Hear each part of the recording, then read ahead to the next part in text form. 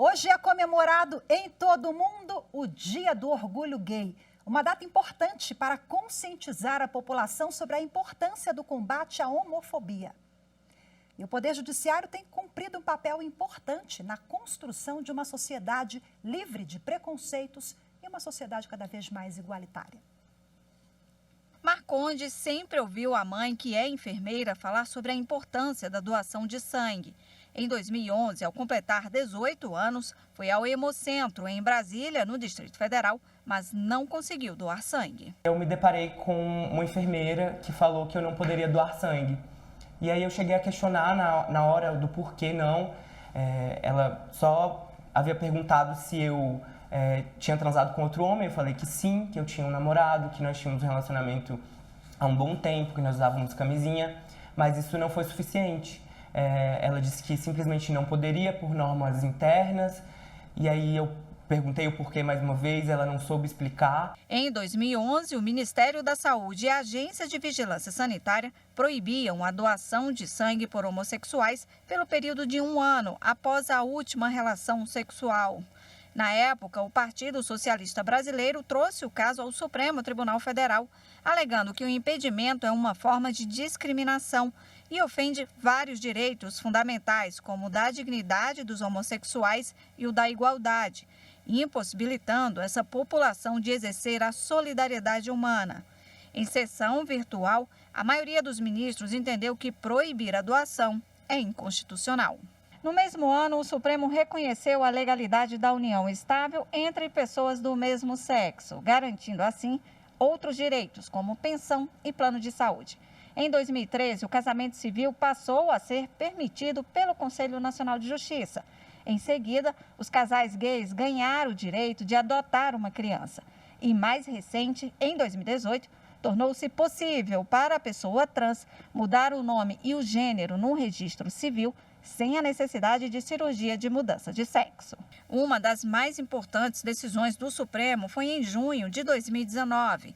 Homofobia e transfobia passaram a ser crimes imprescritíveis e com as mesmas penas impostas aos que praticam crimes raciais. Todo preconceito é violência, toda discriminação é causa de sofrimento. Para o fundador do Grupo Gay da Bahia, Luiz Motti, o Judiciário tem contribuído para preencher o espaço vazio na garantia de direitos para a comunidade LGBT. A nossa tábua de salvação, historicamente, tem sido o Judiciário, a Justiça, de modo que as principais conquistas que obtivemos foi através do Judiciário. É um direito humano fundamental e não é doença, não é crime, não é pecado, de modo que não há porquê o Judiciário também não e sobretudo ele, se associar à nossa defesa. Bom, e para a gente repercutir o assunto, eu converso agora ao vivo, de forma remota, com o diretor-presidente do Grupo de Advogados pela Diversidade Sexual e de Gênero, Paulo Iotti. Olá, Paulo, seja muito bem-vindo. Boa tarde para você. Boa tarde, um grande prazer estar aqui com vocês. Prazer é nosso e nesse dia tão importante, né, que é um dia também de reflexão, para a gente chamar a atenção da sociedade sobre esse tema e para a gente resgatar um pouquinho, falando de avanços, direitos e garantias. Nós já tivemos inúmeros avanços, mesmo que a passos lentos, né? Mas qual o gargalo ou os gargalos para a gente dar efetividade aos direitos e garantias dessa população no país? A gente teve como decisões muito emblemáticas, né, o reconhecimento da união de pessoas do mesmo sexo como família, o direito das pessoas trans mudarem o seu registro civil, sem cirurgia e laudos, a homotransfobia como crime de racismo, a doação de sangue igualitário, como citado na matéria. Então, realmente, o Judiciário tem sido o único poder do Estado que tem se sensibilizado a garantir os direitos humanos da população LGBTI+.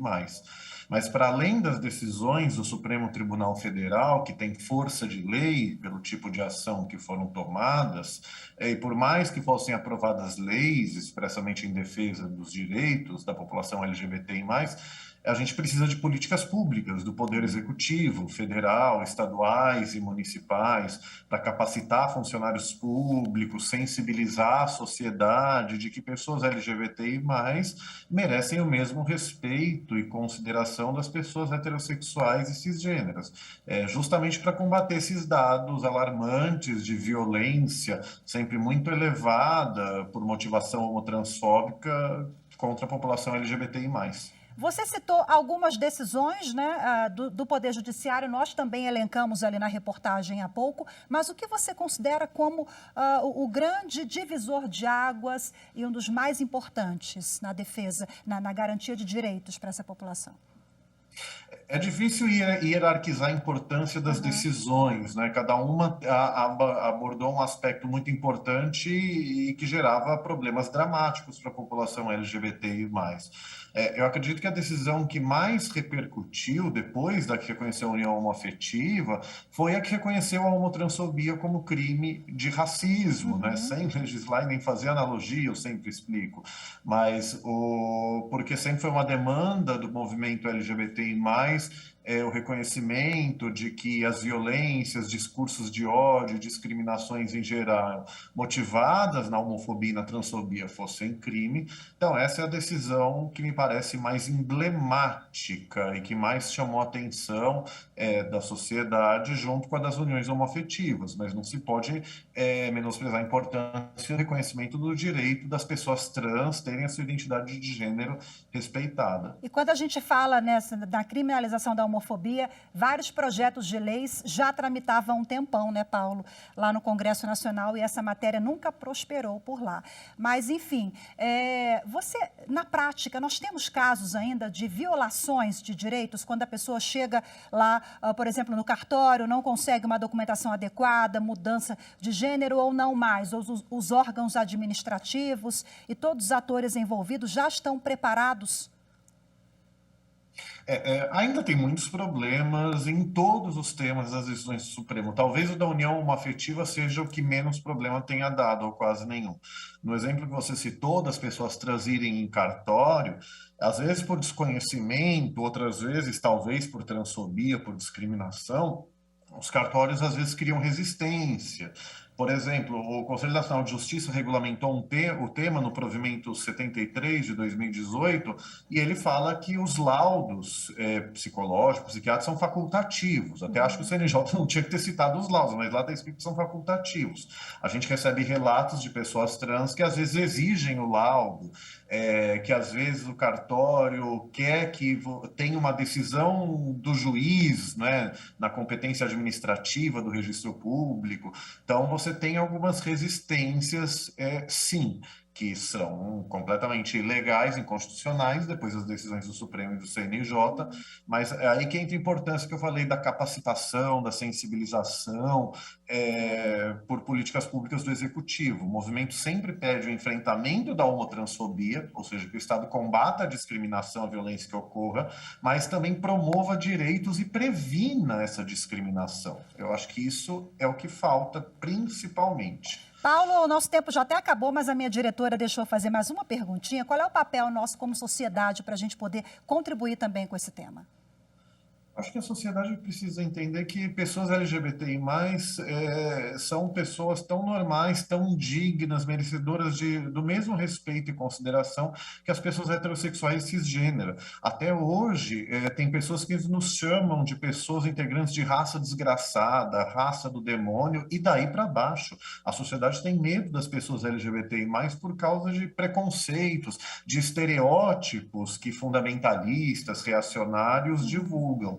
Então, acho que a sociedade precisa se informar, né, principalmente com a internet, tanta informação que a gente tem disponível, o movimento social está aqui disponível para dialogar, a gente sempre busca o diálogo e não só a punição, mas para entender que somos tão humanos, tão livres e iguais e que não queremos privilégios, queremos só iguais direitos e igual proteção. Eu acredito que seja isso. Perfeito, Paulo. Muito obrigada. Excelente reflexão para a gente finalizar. Agradeço sua participação mais uma vez. Boa tarde, viu?